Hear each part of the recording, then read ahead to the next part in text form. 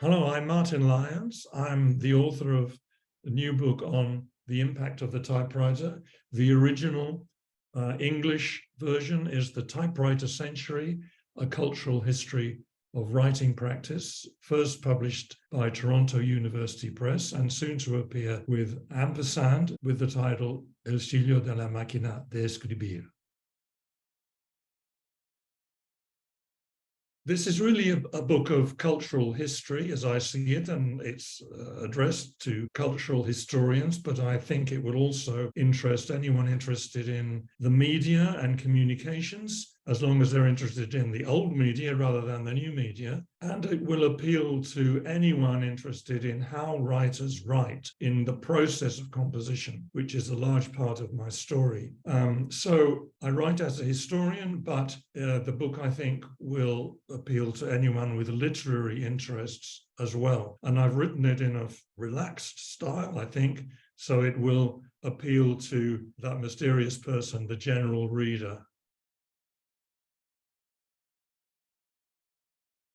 This was a sort of journey of discovery, and what I discovered really preparing this book, the most exciting and interesting things were the authors themselves, the authors behind the books that we read. And I came across a very rich cast of characters who appear in the book. Agatha Christie, for instance, who, as a world-famous author, we see writing very modestly at the end of her dining table in a famous photograph of her. Georges Simenon, writing his Maigret detective stories, planning them out on his famous yellow envelope, giving every character a biography, even mapping out the floor plan of their fictitious apartments. Or Jean Le Carré, revising everything, revising very meticulously and thoroughly, even you might say obsessively. There are many different personalities here. The personalities of the authors are really, I think, what excited me most about getting this book together. The typewriter, of course, was part of an office revolution. It wasn't alone. It went along with a whole lot of other machines which were being developed at the same time, dictation machines, calculating machines, and so on, which revolutionized the office. This was a time, that's to say, the late 19th century, early decades of the 20th century, when government was expanding, businesses and banks were expanding, and bureaucracy in general was growing. And that created the demand for the typewriter in the office. The workforce changed completely. Before the typewriter, clerical workers were men, but the typewriter brought a feminization of the office workforce, which historians call the white blouse revolution. So the typewriter was progress, it was modernity, and women were at the forefront of the change. And one important thread running through the book is the idea that the office on the one hand and the creative writer on the other were not living in two separate worlds. In fact, there are connections between them. For example, writers replicated the office practice of the pattern in which the men compose a text and then they give it to the women to type up, whether it's a wife, a lover, a sister. And of course, that model persists even now. And that was kind of borrowing the model of the office. And remember also, many of the writers who appear in this book actually learned to use the typewriter in an office, usually in a newspaper, like, for example, Ernest Hemingway, or perhaps a bank. Agatha Christie, to mention her again, actually trained as a shorthand typist. And the romance writer Barbara Taylor Bradford actually started life at the age of 19 in the typing pool of a newspaper, the Yorkshire Evening Post. So there is, I think, a close connection between the new office and the typewriter's role in fiction writing. So I call this book El siglo de la máquina de escribir, the typewriter century.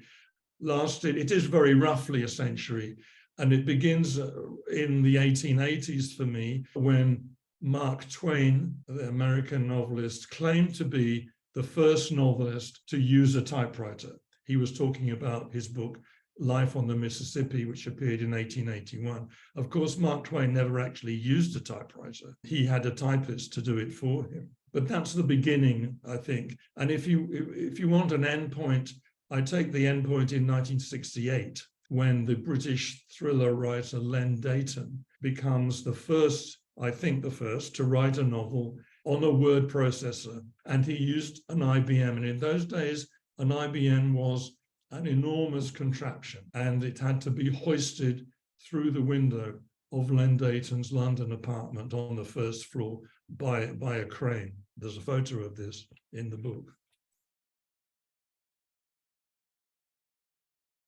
The typewriter's been really forgotten by historians of scribal culture, and I think this is because the computer has dominated discussion far too much.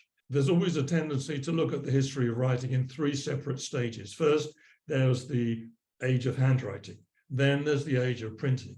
And then there's the computer. But actually, all those media coexisted. You know, old technologies don't just immediately disappear, usually when a new one arrives. And mechanical writing predates the computer. So in between handwriting and the computer, there was the typewriter. The typewriter was already changing the way people wrote.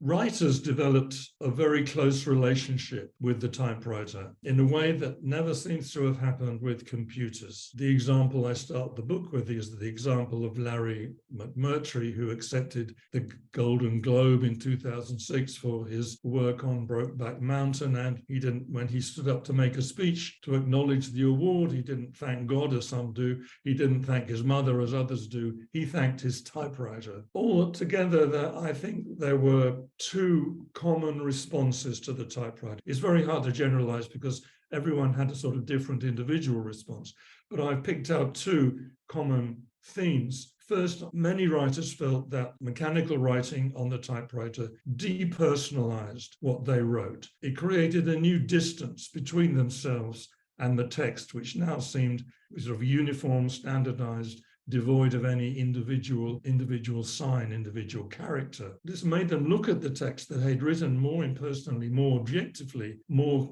critically. I call that the distancing effect of the typewriter. But at the same time, the typewriter could have the opposite effect. That's to say that some writers found it helped them to write in a very spontaneous and intuitive way. It was as though when they were working on the typewriter, they felt the words just came out extremely fast and extremely naturally without even any sort of thought processes to mediate what was being written. The typewriter helped a very free-flowing style. The best example here, I think, is that of Jack Kerouac. I associate him and those other intuitive writers with what I call the romantic typewriter. So if we think about the legacy of the typewriter, if we think about what sort of practices, what typing practices persist today or do not persist today in the world of word processing, I think I would like to emphasize two things which I think have changed. Most of all, two problems which always were associated with the typewriter, two problems which I think have disappeared. The first problem was the problem that you always had to keep changing the paper, which slowed you down. The whole thing about the typewriter was its speed. You could write so fast with it, but the speed of writing was always slowed down by the need to keep taking out the page you've written, putting in a fresh sheet. Nowadays, we don't worry about that.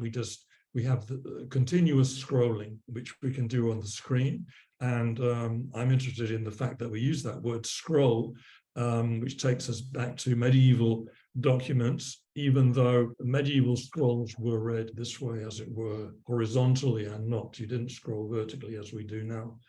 The second problem with the typewriter, and a much bigger problem really, was the problem of correctability, of the difficulty of correcting the mistakes that you made in your typing. Various methods were invented to delete mistakes on the page manually, but I really think any of them were terribly satisfactory. And so writers were faced with the job, or if they were prone to make mistakes, they were faced with the job of rewriting. They had to just rewrite the page, start again from the beginning, which was always a problem. Now it's the opposite. Now on the word processor, every text can be modified, edited, revised. In fact, there's a continual process of revision which we're invited to do, so that it seems to me we never on the screen really arrive at a final version of anything. Whereas the thing about the typewriter was that it created a text which looked more and more like a final printed version to the authors of the early 20th century. Now, everything is provisional, everything is unstable.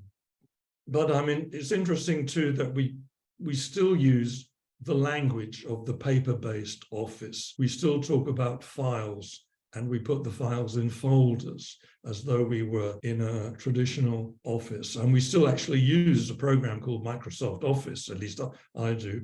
Finally, I would say that one thing the typewriter has left us, one thing we've inherited from it, which is very important, is the keyboard itself.